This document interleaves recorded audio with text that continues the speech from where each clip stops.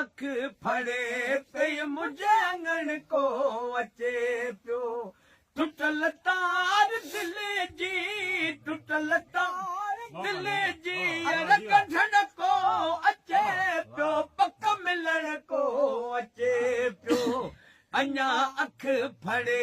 पई मुंहिंजे आंगण को अचे पियो कीअं ख़बर पई टुक करे कांग काटा यार मिठा बोल बोले अजीबन अचण जा अॼु पियो राज खोले वरी हाल मूं खां वरी हाल मूं खां अॼु पुछण को अचे पियो पक मिलण को अचे पियो अञा अख फड़े पई मुंहिंजे आंगण को